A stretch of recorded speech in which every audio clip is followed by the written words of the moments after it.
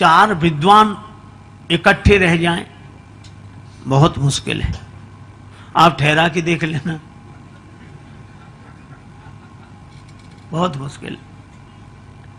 अच्छा, एक लेकिन इसके बाद एक देखो आप, अच्छाई में सबसे बड़ी बुराई एक है कि संगठन नहीं है, और बुराई में सब तरह से बुराई पर एक अच्छाई संगठन है। चार गंजेड़ियों को आप अलग नहीं कर सकते, शराबियों को अलग नहीं कर सकते, अफीमचियों को अलग नहीं कर सकते।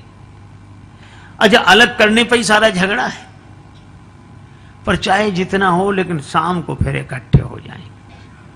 और वो तो कहते हैं दम भाई सो निज भाई, और भाई घिसेड़ पिसेड़। हाँ, याद है, रह नहीं पाते महाराज, शाम तक ढूंढ ही लेंगे। हम कई बार सोचते थे कि ऐसा क्यों। एक राजा के यहां दो विद्वान आए, राजा ने दोनों का बड़ा स्वागत किया। एक बैठा, दूसरा गया स्नान के लिए। तो राजा ने कहा कि आप तो बड़े विद्वान हैं, ये आपके साथ ये भी तो विद्वान होंगे। बोला, काहे का विद्वान, बैल है, एक से दो अच्छे इसलिए हम लिए फिरते हैं। राजा बोला अच्छा। तब तक वो आ गए। अब ये गए स्नान को, तो राजा ने उससे पूछा कि आप तो बड़े विद्वान, और ये आपके साथ ये भी तो विद्वान होंगे। बोले, काहे का विद्वान, घोड़ा है, दो अच्छे इसलिए। दोनों आए, चलिए भोजन करें। भोजन के लिए गए, राजा ने एक के सामने भूसा रखा, एक के सामने घास। शुरू करो।